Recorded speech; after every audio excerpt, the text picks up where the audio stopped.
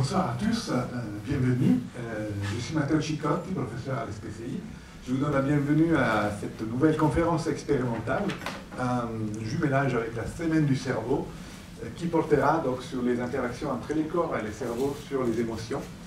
Et on a le plaisir d'accueillir Karim Benchelan, qui est directeur CNRS au laboratoire de plasticité des cerveaux à l'SPCI, et qui va nous parler à l'aide aussi d'un cobaye caché. Merci pour me donner la possibilité de vous présenter mes travaux et de vous parler un peu du lien entre le corps et le cerveau.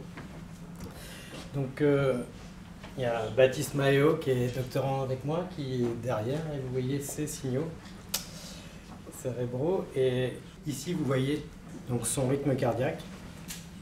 Là. Et les autres signaux,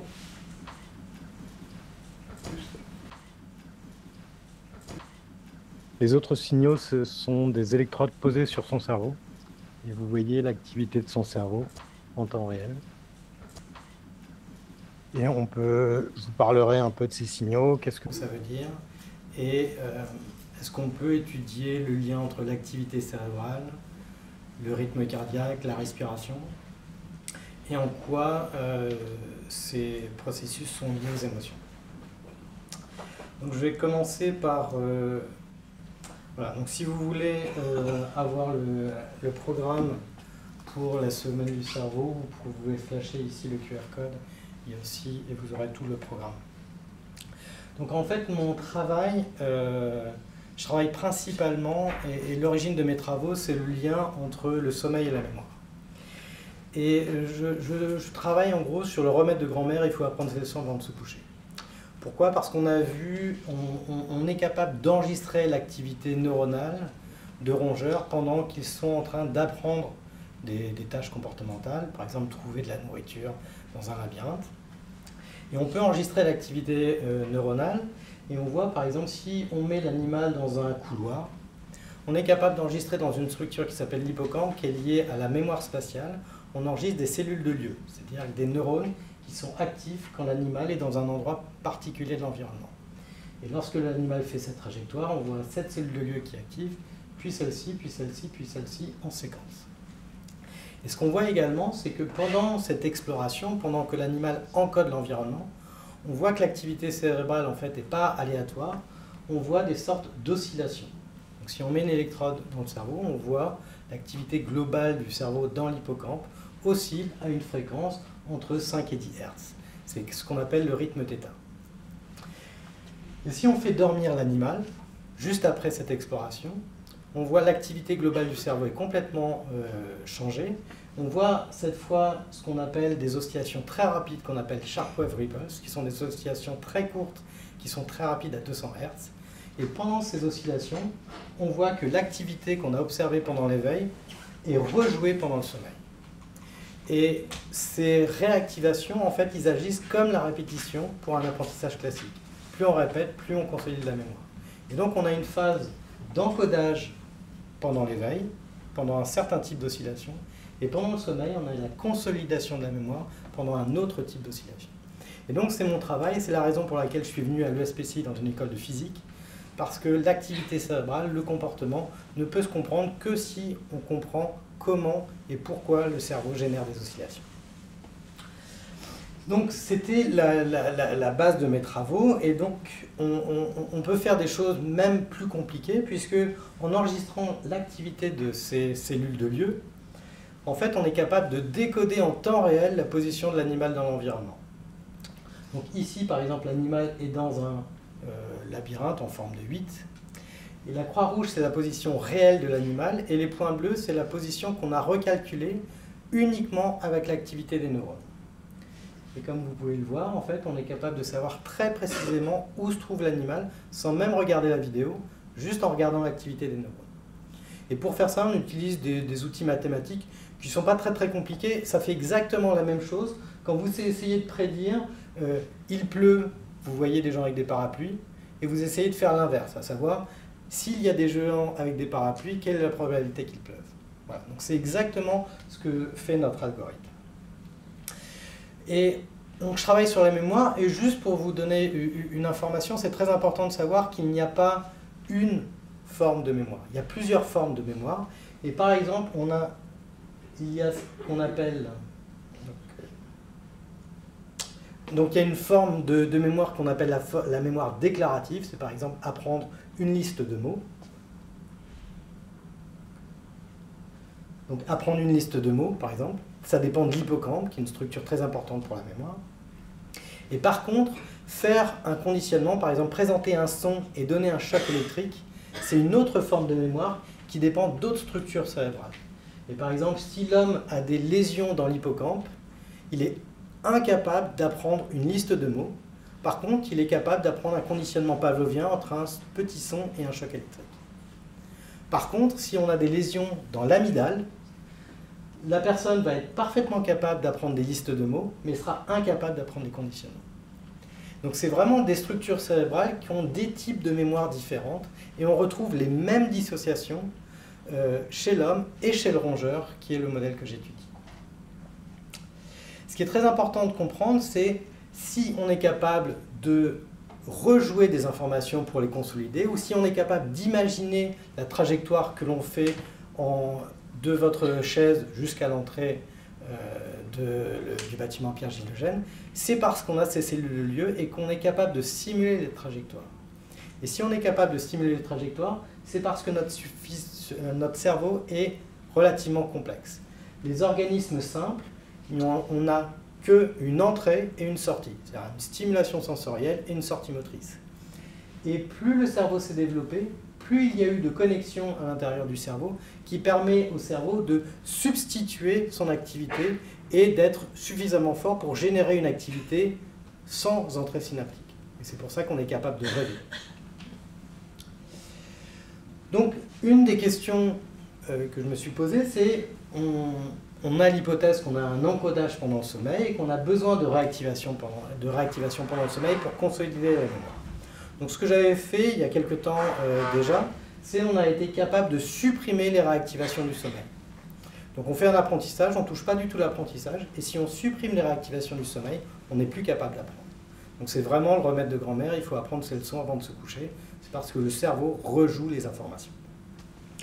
Mais ce n'est pas parce qu'on arrive à supprimer cette activité que l'on est capable de dire ce qui se passe pendant le sommeil, c'est vraiment le fait de rejouer des informations de l'éveil. Si on voulait faire ça, par exemple, on sait chez l'homme, on enregistre des neurones dans l'hippocampe et on a des neurones qui sont actifs pour...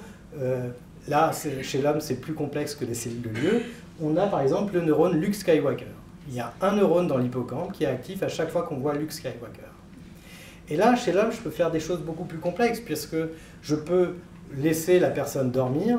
Si pendant le sommeil, je vois le neurone Luke Skywalker, je n'ai qu'à réveiller la personne, lui dire « Est-ce que tu étais en train de rêver ?» La personne dit oui. Et à quoi elle était en train de rêver? À Star Wars. Le problème, c'est que je ne peux pas poser cette question-là à l'animal. Et pour essayer de comprendre comment cette activité est rejouée pendant le sommeil, ce qu'on va essayer de faire, c'est on va créer un faux apprentissage pendant le sommeil. On va essayer d'utiliser l'activité pendant le sommeil pour créer un apprentissage artificiel.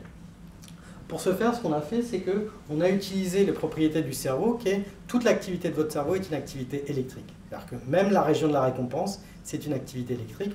Donc je peux mettre une électrode de stimulation dans la région du plaisir, et si je fais une stimulation électrique, c'est comme si je vous donnais une énorme récompense, un énorme part de fromage pour une souris. Et ce qu'on va faire, c'est que si on fait une stimulation quand la souris est en haut à gauche, elle va associer cet endroit à une récompense. Mais ce que je peux faire, c'est, au lieu de stimuler à un endroit particulier dans l'environnement, j'enregistre cette cellule de lieu qui est active dans cet environnement, à cet endroit de l'environnement. Et à chaque fois que je détecte ce neurone de lieu, je déclenche une stimulation de récompense.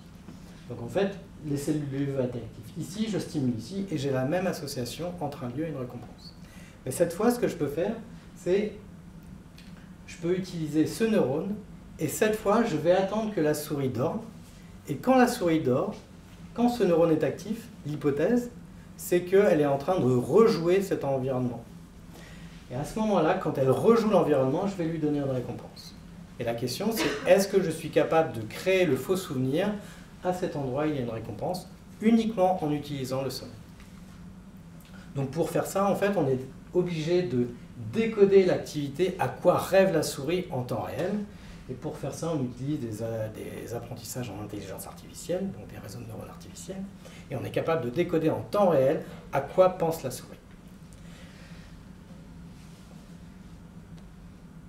Et donc ce qu'on a fait, c'est qu'on a enregistré par exemple cette cellule de lieu là, on a placé l'animal dans un environnement assez large, et on a regardé son exploration.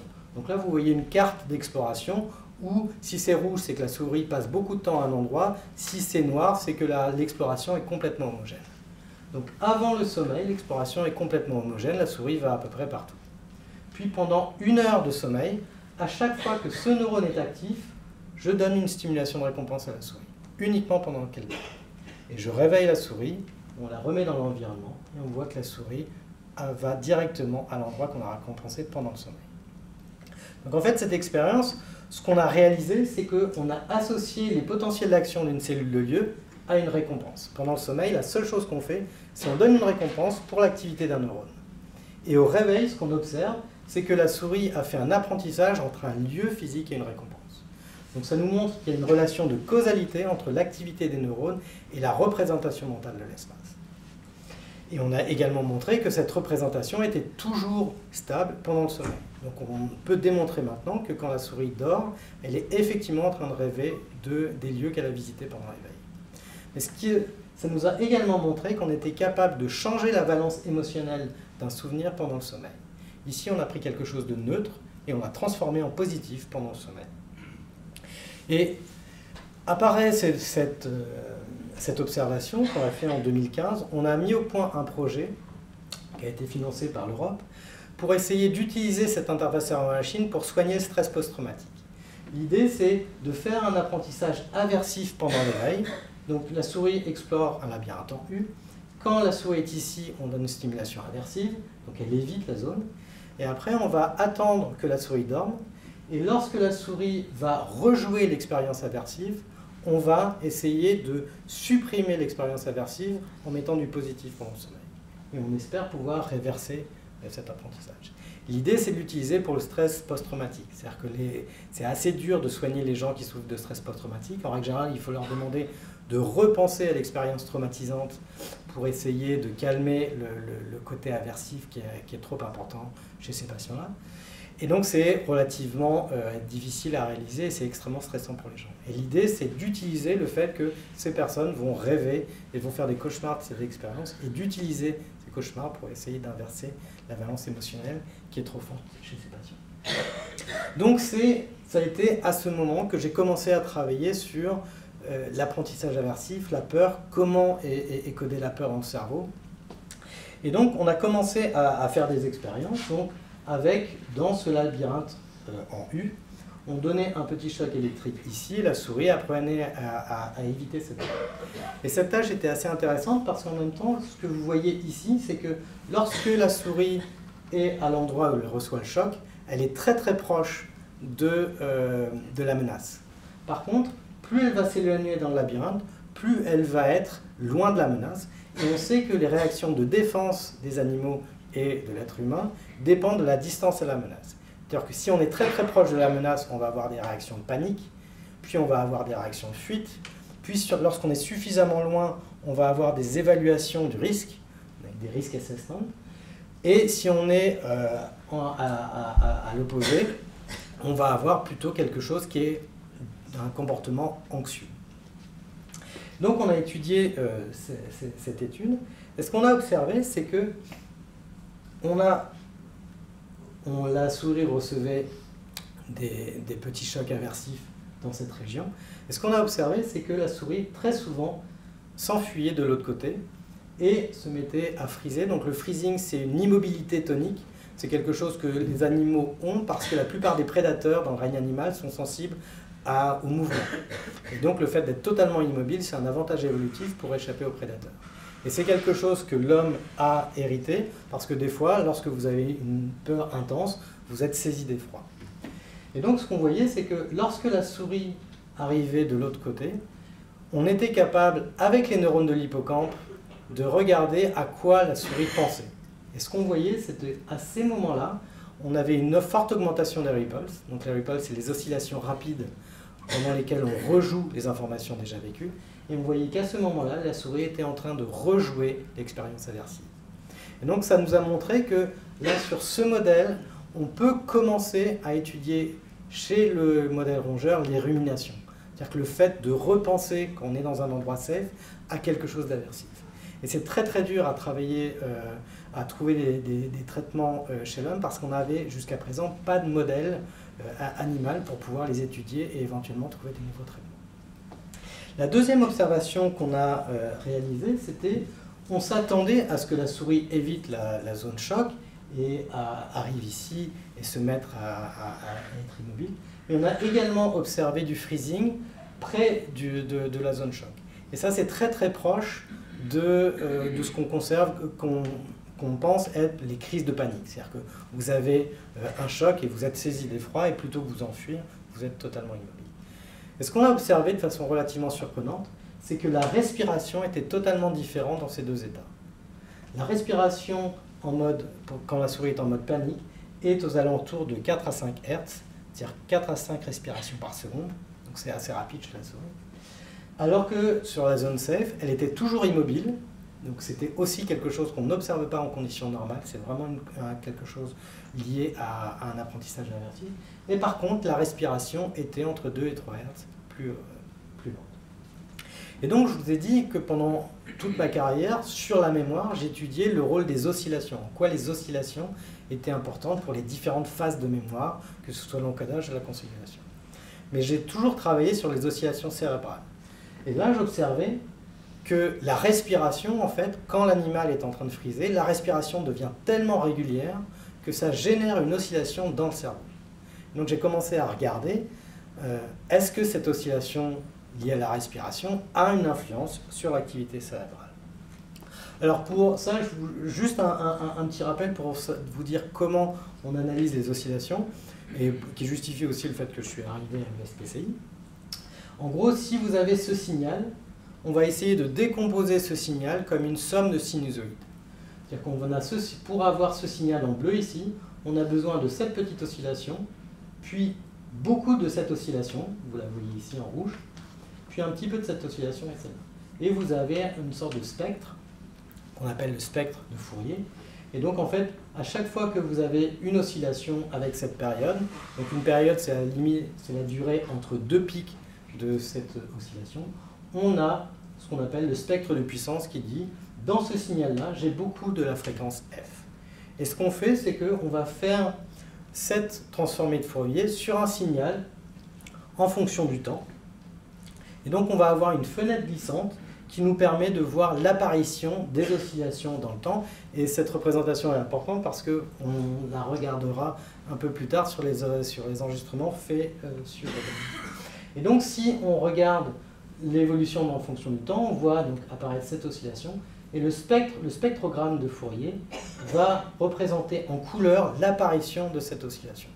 Donc quand je regarde le signal temporel, ce que je vois c'est une oscillation. Et dans le spectre de Fourier, je vais avoir une tache rouge à cette fréquence F qui me dit, à ce moment-là, j'ai une oscillation à la fréquence F. D'accord ? Donc à chaque fois que vous verrez des couleurs sur des spectrogrammes, c'est qu'il y a quelque chose qui oscille très fortement à cette fréquence. Alors à quoi ça sert les oscillations ? Eh bien, jusqu'à présent, et lorsque je travaillais sur la mémoire, les oscillations étaient vues comme quelque chose qui permet à des structures cérébrales de communiquer entre elles. Par exemple, si les oscillations, là vous voyez que la structure A et la structure C oscillent parfaitement en phase. Les neurones sont actifs au même moment dans les deux structures. Par contre, entre la structure C et la structure B, il n'y a pas de cohérence, il n'y a pas de synchronisation entre les deux structures. Donc les deux structures ne peuvent pas communiquer entre elles. Donc ça, c'est une des théories sur le rôle des oscillations dans le cerveau. Mais là, ce que je vous ai dit, c'est complètement différent, puisqu'on n'a pas une oscillation entre deux structures cérébrales, on a le corps qui se met à osciller, on a une respiration particulière, on a le rythme cardiaque à des fréquences particulières, et comment le cerveau va réagir à cette oscillation. Donc, c'est ce signal, vous voyez l'oscillation qui est assez rapide ici à 4 ou 5 Hz, l'oscillation qui est un peu plus lente, qui est à 2 Hz, c'est ce signal-là. Donc quand on regarde le spectre de Fourier, on voit ici une bosse à 2-3 Hz ici, et une oscillation basse ici à 4 ou 5 Hz, qui représentent les deux oscillations. Donc on a voulu regarder en quoi la respiration et le fait que la respiration soit très régulière à certaines fréquences peut impacter une émotion comme la peur chez la souris. Et pour étudier ça, on regarde le freezing, qui sont ces périodes d'immobilité quand la souris est exposée à un stimulus aversif. Et donc on s'est demandé, je vous ai parlé du rythme θ, donc entre 5 et 10 Hz de l'hippocampe. On sait qu'il y a des structures cérébrales qui sont très importantes pour la peur, qui sont l'amygdale et le préfrontal. Et on vient d'observer que le bulbe olfactif qui répond à la respiration, donc c'est une structure olfactive, donc à chaque fois qu'on respire, le bulbe olfactif va être actif. Qu'est-ce qui va interagir entre l'amygdale, le préfrontal, l'hippocampe et le bulbe olfactif? Donc on a regardé, et donc là vous voyez une souris, et vous voyez l'enregistrement en temps réel. Donc ici vous voyez la respiration, et ici vous voyez le bulbe olfactif. Donc là il ne se passe rien, la souris est normale, et vous voyez que la respiration est relativement irrégulière, avec des phases de régulation assez lentes, des phases où l'animal va sniffer pour faire un sampling des odeurs dans l'environnement. Et ici, ce que vous voyez, c'est que l'animal se met à friser. Et ce que vous voyez, c'est qu'une fois qu'il frise, la respiration devient extrêmement régulière. Et vous voyez que le bulbe olfactif devient lui également extrêmement régulier. Et donc, on va créer une oscillation dans une structure cérébrale qui projette vers de nombreuses autres structures cérébrales. Et la question qu'on se pose, c'est à quoi ça sert? Quelle est son influence sur, en l'occurrence, l'émotion qu'on est en train d'étudier? Donc, c'est ce qui est représenté ici. Et donc, vous voyez l'oscillation de la respiration. Et donc, ce qu'on a également observé, c'est que cette oscillation dans le cortex préfrontal, donc qui est une structure très importante pour les oscillations, pour les prises de décision et les comportements sociaux, cette oscillation, elle est dépendante du bulbe olfactif, c'est vraiment de la respiration, ce n'est pas une oscillation cérébrale générée par le cerveau, puisque si on enlève le bulbe olfactif, vous voyez que la bosse qui est à 5 Hz ici disparaît complètement. Et c'est quelque chose qui est très puissant, puisqu'on est capable, uniquement en regardant cette oscillation, de prédire si la souris est en train de friser ou pas. D'accord? Donc vraiment, cette oscillation qui est liée à la respiration impose une oscillation dans le cortex préfrontal, et ça semble être très relié à l'émotion de peur qui est liée au freezing. Donc pour étudier ça, on a essayé d'interférer avec ce système. Donc la première expérience qu'on a fait, c'est on a enlevé le bulbe olfactif. Donc je vous ai dit, on n'a plus du tout, même si la souris respire à la même fréquence, on n'a plus d'oscillation qui est transmise dans le cerveau. Et quand on observe ça, on voit que la souris frise beaucoup moins. Donc d'une façon relativement surprenante, on a besoin d'une respiration de la structure olfactive pour ressentir l'émotion de peur associée au freezing. Alors, la bulbectomie, il y a beaucoup de problèmes. C'est une action assez importante. Ce qu'on a essayé de faire, c'est de contrôler mieux comment on interfère. Et au lieu de supprimer le bulbe olfactif, on a fait des perturbations. On a rajouté une autre oscillation à 13 Hz avec ce qu'on appelle l'optogénétique, qui nous permet de manipuler l'activité des neurones dans le cerveau de la façon qu'on veut, en envoyant de la lumière. Et on voit que là, on a une oscillation à 4 Hz. Et ici, c'est quand on fait la stimulation optogénétique, on rajoute du 13 Hz. Donc ça perturbe complètement l'activité neuronale. Et ce qu'on voit encore une fois, c'est que la souris frise beaucoup moins. Donc on a toujours des expériences contrôle pour être sûr que la lumière seule n'a pas d'effet, que ce qu'on fait n'a pas d'effet indésirable qui pourrait perturber l'interprétation de nos résultats. Donc là, c'est vraiment l'oscillation, la respiration qui crée une oscillation dans le bulbe olfactif, et j'ai besoin de cette oscillation pour avoir des longues périodes de freezing. Et là, on était relativement surpris parce que c'est relativement surprenant de dire la respiration induit directement une sensation de peur ou est liée au freezing. C'est-à-dire que si on se met à respirer à des fréquences différentes, on ne va pas ressentir une sensation de peur.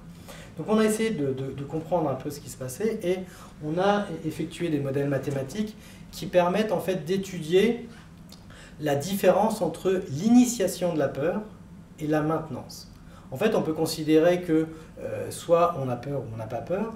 On peut également voir qu'il existe dans le cerveau des systèmes différents pour commencer à ressentir l'émotion de peur et d'autres systèmes pour la maintenir. Et ce qu'on voit, c'est que la perturbation du bulbe olfactif n'a aucun effet sur l'initiation de la peur. Par contre, elle est très importante, cette respiration, pour maintenir la période de freezing. Et donc, on est arrivé à ce schéma de conclusion où un stimulus aversif va agir. On a beaucoup d'hypothèses et d'évidences qui montrent que les stimulus qui prédisent quelque chose de négatif chez la souris, ça passe par l'amygdale. On sait également que l'amygdale modifie une autre structure qui est ce qu'on appelle la structure grise périactucale et que cette structure entraîne des modifications de la respiration. Donc on a cette première phase d'initiation du freezing où la souris va s'immobiliser et commencer à respirer à une fréquence très particulière de 4 Hz. Puis une fois que la souris respire à 4 Hz, cette fois, ça va revenir au cerveau via le bulbe olfactif et va moduler le cortex préfrontal pour déterminer la maintenance de l'épisode de freezing. Donc en fait, on a deux systèmes différents, un pour commencer à ressentir des émotions et un autre pour maintenir cette émotion. Et la respiration est importante surtout pour maintenir l'émotion. Donc on peut toujours essayer de comprendre un peu mieux et de mieux comprendre comment cette oscillation peut être impliquée dans la maintenance d'un état de freezing. Je vous ai dit que la plupart des oscillations étaient impliquées sur les communications entre structures. Là, on a fait des analyses qu'on appelle des analyses en corrélation, où on a regardé l'activité de la population de neurones dans le cortex préfrontal pendant tout l'épisode de freezing. Et ce qu'on a observé, c'est que si vous voyez ce petit carré ici, c'est au début de l'épisode de freezing, le cortex préfrontal est dans un certain mode, il commence à freezer. Puis après, on voit ce deuxième carré. Là, on passe dans un deuxième mode d'activité du cortex préfrontal qui est lié à la maintenance du freezing. Et ce qu'on peut observer, c'est que cette maintenance du freezing est observée lorsque l'oscillation et la respiration est la plus importante.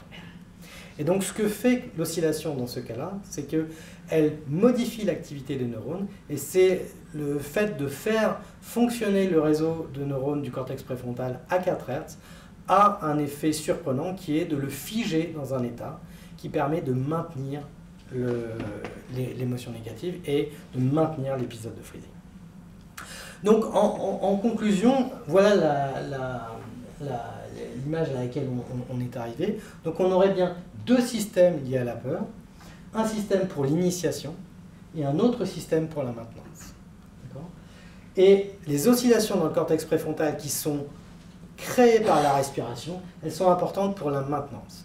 C'est-à-dire que lorsqu'on fait de la méditation, des expériences de respiration, pendant très longtemps on pensait que l'effet était très périphérique. C'est-à-dire que ça diminuait le cœur, ça diminuait les tensions musculaires. On s'aperçoit ici, en travaillant sur ce modèle, que en fait, la respiration a un effet direct dans le cerveau.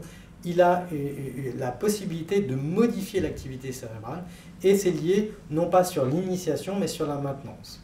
Donc en fait, les modifications de la respiration ou faire du sport, c'est important pour ne pas maintenir un état émotionnel aversif qu'on voudrait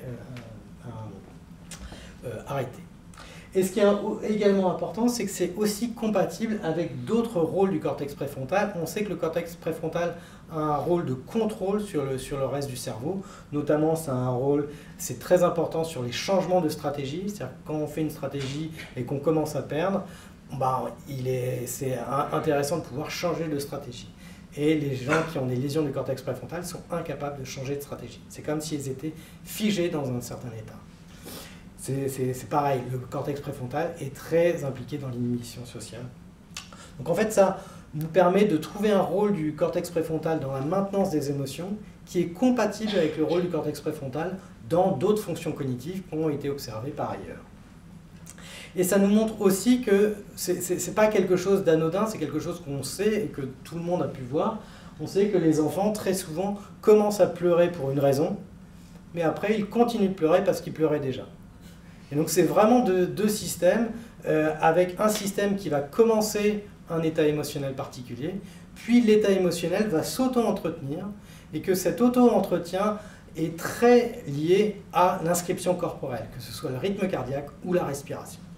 Et donc, dans ces moments-là, la meilleure intervention, c'est de changer le corps, de faire respirer différemment, et d'essayer de changer le rythme cardiaque, parce qu'au bout d'un moment, l'enfant continue de pleurer, il est incapable de vous dire pourquoi il pleurait. Il avait commencé de pleurer il y a 5 minutes. Et ça nous illustre également une controverse qui est une controverse quasiment de philosophie qui existe depuis le début du XXe siècle, la controverse entre James et Cannon, où James était un philosophe, un psychologue, et pour lui, on avait un stimulus sensoriel. Le stimulus sensoriel modifiait le corps, et c'est en percevant cette modification du corps qu'on avait l'expression cognitive, la conscience d'avoir peur. Donc ça, c'était une première théorie. Au contraire, Cannon, qui était un physiologiste qui travaillait chez l'animal, lui dit non, on voit le stimulus effrayant, on le perçoit, on a peur, et en fait, on a ensuite des modifications au niveau du corps qui nous permettent de nous préparer à réagir. On va avoir une augmentation du rythme cardiaque, une augmentation de la respiration, une augmentation, une vasodilatation au niveau des muscles pour avoir plus de sang, pour avoir plus d'énergie, pour pouvoir fuir. Donc c'est deux choses très différentes. Et en fait, notre observation pourrait essayer de réconcilier un peu les deux, puisque l'initiation de l'émotion serait bien suivant la théorie de Cannon, donc quelque chose qui est directement dans l'animal, directement cérébral. Par contre, la maintenance de l'émotion, qui est important pour vraiment en tirer toute la quintessence en termes d'expérience consciente, on a besoin du retour corporel. Donc, je vais m'arrêter ici pour la conférence, et puis on va passer à la partie expérimentale. Donc, encore une fois, je vous ai mis le QR code pour la semaine du cerveau. Il y a plein d'autres conférences, notamment dans les rues, dans différents magasins. Et ce qu'on va regarder ici, je vous ai illustré ce qu'on peut faire chez l'animal pour comprendre les mécanismes neurophysiologiques, comment les réseaux de neurones fonctionnent. Et une des questions qu'on peut se poser, c'est qu'en est-il chez l'homme? Qu'en est-il chez l'homme? Pour étudier l'activité cérébrale chez l'homme, on peut poser des électrodes sur le crâne, puisque l'activité électrique, c'est une activité électrique, et comme les ondes radio, on peut les capter à distance. Donc si on pose des capteurs directement sur le crâne, on est capable d'enregistrer l'activité cérébrale du cerveau juste en dessous. Et la question, c'est, le cerveau est une machine à osciller, je vous ai montré chez la souris, il y a le rythme θ, il y a beaucoup d'oscillations, et on sait que la respiration est plus ou moins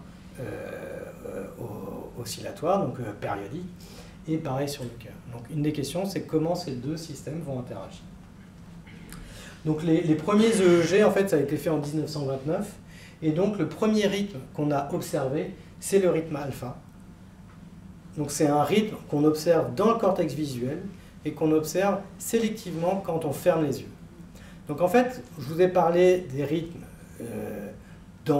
chez le rongeur, où une fonction des rythmes, c'est pour permettre la communication entre deux structures cérébrales. Il faut savoir que pendant très longtemps, donc depuis 1929, les rythmes ont été observés chez l'homme, et que d'après ces observations, le rythme était présent quand le cerveau ne traite pas d'informations. C'est-à-dire qu'on voit un rythme alpha très important dans le cortex visuel quand on ferme les yeux. Dès qu'on ouvre les yeux, ce rythme disparaît. Et en même temps, on a différents types d'oscillations à différentes fréquences. Et en fait, ce qu'on a observé, c'est que plus les oscillations sont lentes, moins on a de traitement d'informations. Par exemple, le rythme delta, qui est entre 1 et 4 Hz, qui est un des rythmes les plus lents du cerveau, s'est observé en sommeil très profond. Alors que le rythme gamma et le rythme bêta n'est observé que lorsqu'on est éveillé et extrêmement actif. Donc on a comme un continuum entre des oscillations, et plus les oscillations sont lentes, moins il y a de traitement d'informations. C'est également important de savoir que les rythmes ne sont pas différents uniquement en termes de fréquence, ils peuvent être différents en termes de localisation cérébrale. Donc par exemple, au niveau du cortex préfrontal, on a ce qu'on appelle chez l'homme le rythme θ, donc qui est aux alentours de 6 Hz chez l'homme. Donc ce n'est pas la même fréquence entre l'homme et l'animal. Au niveau du cortex, on observe aussi fréquemment du cortex gamma, et au niveau du lobe occipital, donc dans le cortex visuel, on a le rythme alpha qui est aux alentours de 10 Hz. Et donc la première expérience par Baptiste.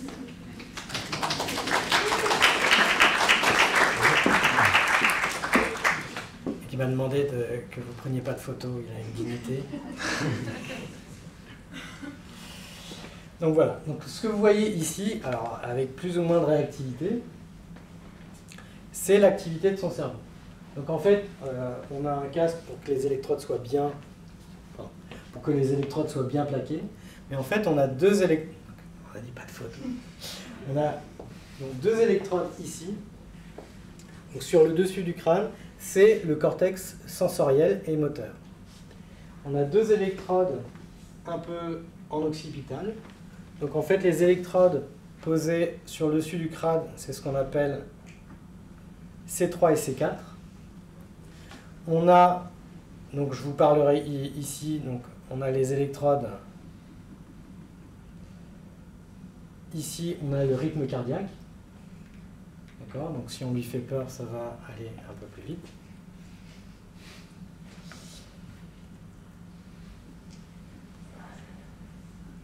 Alors ce que vous voyez, c'est que je suis obligé de changer l'échelle parce que l'activité musculaire, c'est une activité électrique.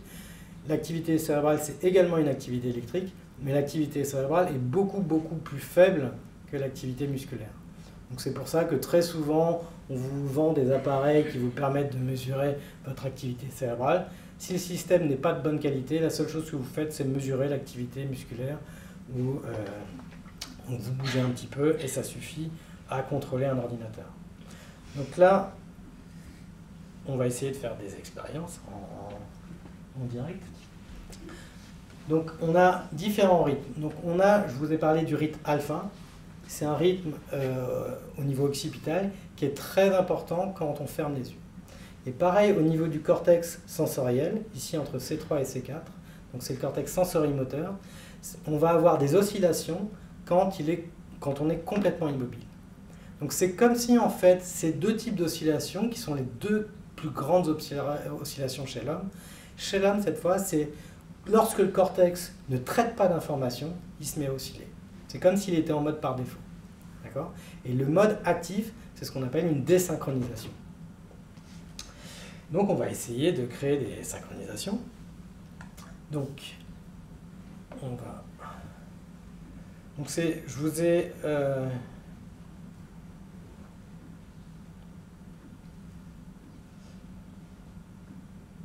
Donc je vous ai... voilà, donc là c'est le signal dans le cortex occipital. D'accord ? C'est le cortex visuel. Donc ça, c'est le spectrogramme, c'est ce que je vous ai expliqué. Donc quand c'est gris comme ça, c'est qu'il n'y a pas d'oscillation dans le signal. C'est ce qu'on voit ici, on voit très peu d'oscillation. Un petit peu ici, c'est cette bande ici. Mais sinon, on ne voit pas trop d'oscillation. Alors il y a un tout petit décalage dans le temps, parce que le fait de calculer le spectre de Fourier induit un décalage. Donc on va essayer de créer une oscillation. Je ne suis pas magicien, mais... Donc on va demander à Baptiste de fermer les yeux quand je vais dire top. Top.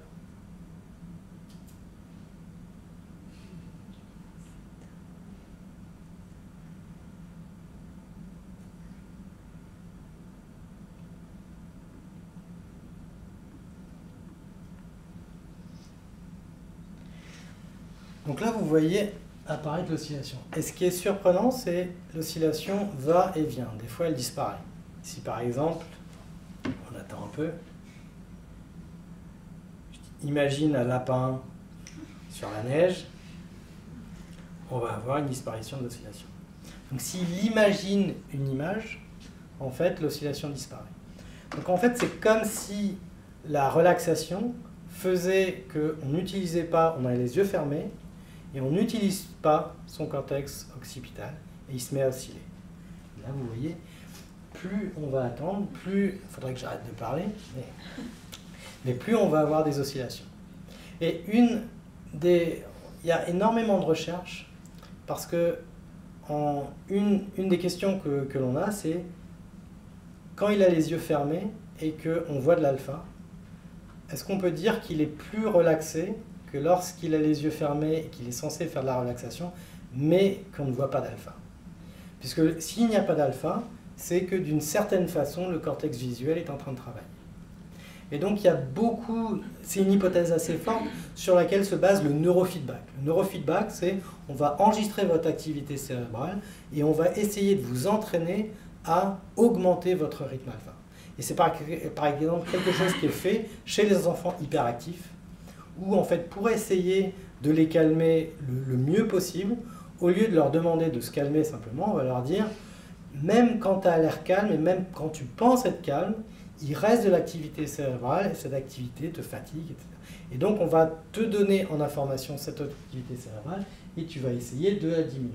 Et on voit que plus on va attendre, plus il va être relaxé, plus on voit apparaître cette oscillation qui est extrêmement forte. Si par contre, je lui demande de faire des opérations mathématiques, par exemple, ce rythme alpha va disparaître.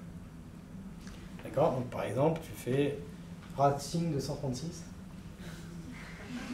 C'est chaud.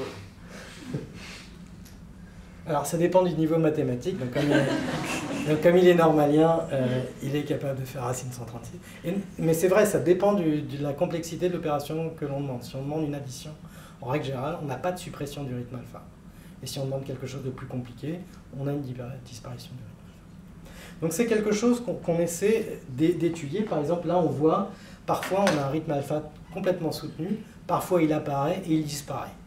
On n'arrive pas à comprendre à quoi ça sert. Il y a des gens qui ont un rythme alpha extrêmement soutenu, comme Baptiste, et moi, j'en ai pas du tout. J'ai quelques bouts, quelques cycles, et ça disparaît tout à fait, totalement. Ma femme dirait que tu n'es pas capable de te relaxer. Mais c'est quelque chose qu'on n'arrive pas à comprendre. On sait que c'est très génétique parce que deux vrais jumeaux vont avoir le rythme alpha à la même fréquence. Alors que si je faisais de l'enregistrement dans cette salle, j'aurais plein de fréquences différentes, très fréquemment entre 8 et 13 Hz. Donc voilà. Mais le rythme alpha, c'est relativement simple à regarder. Donc, je vous ai dit, il y a un autre rythme que l'on peut regarder, c'est le rythme sensorimoteur. Donc, quand les personnes sont immobiles. Donc là, c'est un petit peu plus difficile. On le voit un petit peu ici. Je vais diminuer. Donc on le voit apparaître par moment. Ici, là, vous voyez une bande. Donc chez Baptiste, le rythme SMR, il est très légèrement au-dessus du rythme alpha. Donc il a un rythme alpha entre 9 et 9,5. Et le rythme SMR, il est légèrement au-dessus, entre 10 et 10,5. C'est assez surprenant, on ne sait pas vraiment pourquoi, mais en gros, on a rarement le rythme SMR, qui est le rythme de relaxation du cortex sensorimoteur, à la même fréquence que le rythme de relaxation du visuel. Ça a l'air d'être des fréquences qui sont forcément séparées. Donc là, on voit apparaître. Et c'est pareil, si on demande à Baptiste de bouger les mains, là, normalement, on ne verra plus apparaître d'oscillation dans le cortex sensorimoteur. D'accord ? Donc les deux électrodes ici, le cortex moteur, sensorimoteur, en fait, il y a des parties différentes pour les mains, pour les bras, pour les épaules, pour la tête, pour le corps, pour les jambes. Donc chaque électrode est localisé sur une partie de votre corps. En gros, il y a une représentation de votre corps dans votre cortex sensoriel et dans votre cortex moteur. Et ici, les électrodes sont placées au niveau du cortex lié à la main. Donc voilà, donc on a deux oscillations, donc personne ne sait, et moi le premier, on est capable de les observer, mais on ne sait pas réellement à quoi ça sert. Chez l'homme, c'est vraiment, ça a l'air relié à un rythme donc par défaut, donc pendant très longtemps ça a été appelé idle rhythm pour rythme caché, c'est quelque chose qu'on découvre quand on est immobile. Il y a des gens qui ont proposé que c'était lié à l'attention. Donc c'est la partie inhibitrice de l'attention. C'est-à-dire que pour faire attention à quelque chose, vous êtes obligé d'inhiber le reste. Mais force est de constater que le rythme explose littéralement quand on ferme les yeux, donc quand le cortex sensoriel n'est pas actif. Et pour le sensorimoteur, le SMR, on pourrait regarder entre le cortex droit et le cortex gauche, parce que si on bouge la main droite, donc c'est l'oscillation dans le cortex gauche qui disparaît, et inversement. Donc on est capable d'utiliser ça pour contrôler des fauteuils roulants ou contrôler des outils. On a uniquement besoin de penser je bouge ma main droite ou je bouge ma main gauche. Et on peut, ça marche à la fois si on bouge réellement la main ou si on ne fait que penser bouger la main.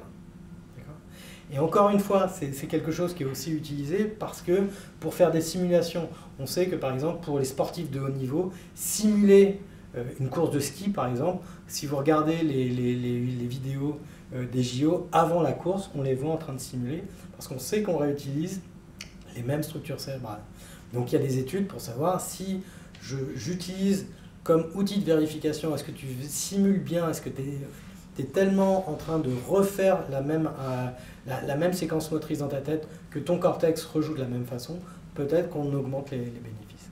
Mais encore une fois, c'est très très difficile puisque pour l'instant, hormis le biofeedback pour le traitement des enfants hyperactifs, il y a peu de démonstrations claires sur le bénéfice qu'on a à entraîner le cerveau versus entraîner à faire de la méditation ou de la relaxation. On est encore au balbutiement. C'est des choses qui ont été observées dans les années 60. Neurofeedback, c'est un terme qui vient des années 60. Enfin, biofeedback des années 60, neurofeedback plutôt des années 70-80. Mais ça a quasiment disparu. Et ça revient en force récemment grâce aux outils d'intelligence artificielle, simplement parce qu'on peut être beaucoup plus précis sur le décodage de l'information contenue dans ces oscillations. La dernière chose que l'on peut regarder, c'est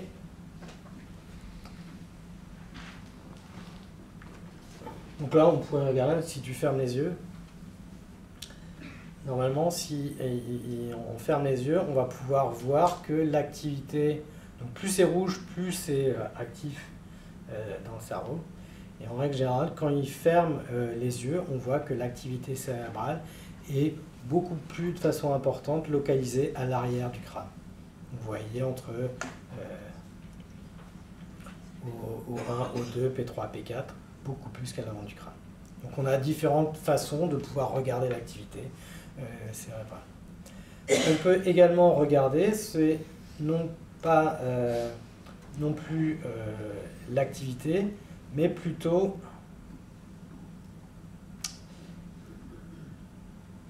le rythme cardiaque.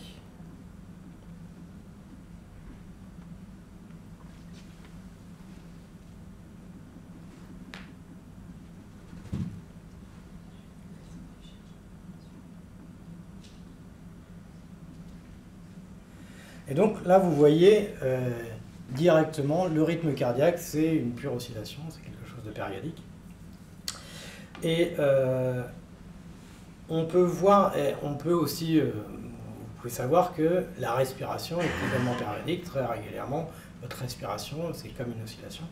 Donc on a deux oscillations, la respiration et le rythme cardiaque, qui, comme je vous l'ai montré, peuvent impacter l'activité cérébrale. On sait qu'on est capable d'enregistrer des neurones dans le cerveau qui sont sensibles au rythme cardiaque. Et on sait qu'on a également encore plus de neurones dans le cerveau qui sont sensibles à la respiration. Mais ce que je vais essayer de montrer, c'est que les deux ne sont pas indépendants. Il y a des systèmes complexes qui se créent, et en fait, il y a des phénomènes de résonance. Et la résonance, en fait, pour simplifier, c'est quelque chose quand vous avez votre baignoire et qu'elle est remplie d'eau. Lorsque vous faites des vagues, en gros, vous faites une vague avec la main, la vague arrive sur le rebord et revient, et vous savez à quel moment refaire un mouvement de la main pour que le mouvement de la vague s'amplifie. Ça, en fait, la fréquence à laquelle vous allez bouger l'eau, c'est la fréquence de résonance de la baignoire. Si par contre, vous le faites 2 fois plus rapidement, vous allez faire la première vague, elle va revenir, et lorsque vous faites le mouvement, vous refaites une vague, vous arrivez au même moment où la vague revient, et vous faites de l'interférence, et ça va détruire le mouvement de l'eau dans la vessie. D'accord ? Alors que si vous le faites en phase, vous allez amplifier cet effet. Ce qui est intéressant, c'est qu'il y a des phénomènes d'amplification entre le rythme respiratoire et la fréquence cardiaque. C'est ce qu'on appelle la cohérence cardiaque. Donc on va demander à Baptiste de faire un peu de cohérence cardiaque. Donc pour faire de la cohérence cardiaque, en fait, il faut respirer de façon beaucoup plus lente. Donc c'est un peu la fréquence de respiration de la méditation. Donc on a fait plusieurs essais. Pour Baptiste, ça marche bien en inspirant pendant 5 secondes et expirer pendant 5 secondes. D'accord ? Donc on va essayer de faire de la cohérence cardiaque et on va lui demander d'inspirer pendant 5 secondes et d'expirer pendant 5 secondes.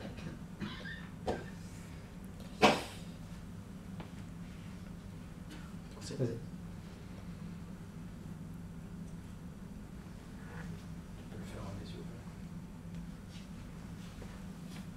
Donc c'est une application de cohérence cardiaque, il y en a plein. Il y a une petite balle qui monte et qui descend.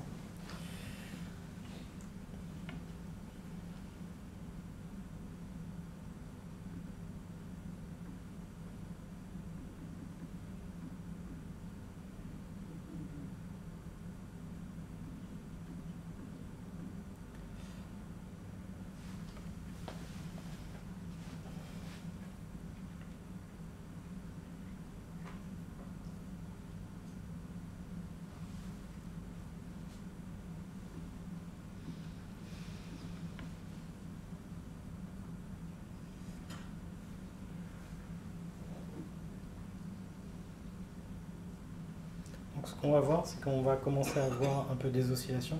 Donc en fait, ce qui va se passer, c'est que lorsqu'on inspire, en fait, on fait une surpression au niveau de la cage thoracique. Ça change la position du cœur, parce qu'il y a le diaphragme. Donc en fait, la forme du battement cardiaque mesuré à l'EEG change. D'accord ? Et on peut même, à partir de cette forme, en déduire la respiration. Donc j'ai juste à regarder le battement cardiaque, et en fait, comme le cœur, c'est un muscle, ça fait une activité électrique. Quand je respire, il change un peu d'orientation et je peux le détecter. Et en fait, ce qu'on observe, en plus de ce changement de forme, c'est en fait un changement de fréquence. Et donc, en fait, quand on va inspirer, en fait, on va avoir la fréquence cardiaque qui va légèrement augmenter. Et quand on va expirer, elle va légèrement descendre. Donc en fait, vous allez voir des vagues, mais en fait, ce qu'il faudrait, c'est regarder l'intervalle entre deux périodes de battement cardiaque. Donc pour simplifier, on a fait l'expérience juste avant. Et le signal que vous pouvez voir, c'est celui-là. D'accord ? Donc ici, ce sont les battements cardiaques. Donc je détecte tous les pics des battements cardiaques. Et donc on voit, là, c'est la respiration normale. Donc ici, c'est les battements cardiaques. Ici, c'est la fréquence cardiaque instantanée. Donc on voit, elle est aux alentours de 1 Hz, donc une respiration par seconde. Et on voit que c'est relativement aléatoire. Et ici, là, pendant ce moment, il inspire pendant 5 secondes et il expire pendant 5 secondes. Et on voit que le cœur, la fréquence cardiaque se met à osciller. Et de façon très très ample. On peut voir ici. Donc, ici, vous voyez qu'il est en train de respirer à 2 fréquences différentes. Donc là, c'est à 5 Hz. On voit que le rythme cardiaque suit vraiment une belle sinusoïde. Ici, un peu plus lentement, on voit que par moments, ça lutte un petit peu. C'est vraiment le phénomène de synchronisation dont je vous parlais. Et en fait, ce qui est surprenant, et encore une fois, on ne sait pas pourquoi, mais la variabilité cardiaque est quelque chose qui est fortement lié à la bonne santé chez l'homme. Les gens qui ont une variabilité cardiaque la plus importante ont la plus longue longévité et en règle générale sont dans de meilleures santé que les gens qui ont un rythme cardiaque extrêmement régulier. On ne sait pas pourquoi. Il y a certaines hypothèses, puisque en fait, cette cohérence, c'est une sorte de synchronisation dans votre système autonome.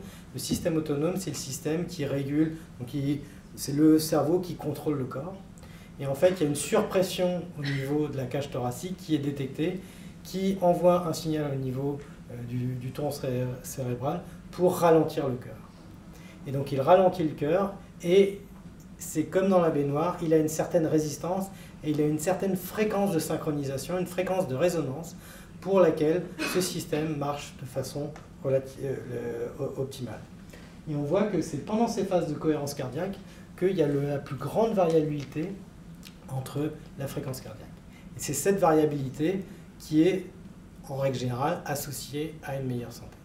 Et donc il y a beaucoup d'applications et beaucoup de théories sur le fait que faire de la cohérence cardiaque, ça va être bénéfique, puisqu'on sait qu'une grande variabilité, la cohérence cardiaque est associée à une grande variabilité du rythme de la fréquence cardiaque, et qu'on sait par ailleurs qu'une grande variabilité de la fréquence cardiaque est associée à une meilleure santé. Pourtant, ça n'a toujours pas été démontré. C'est-à-dire que ce n'est pas parce que la fréquence cardiaque est associée à une bonne santé que l'augmenter va améliorer la santé. C'est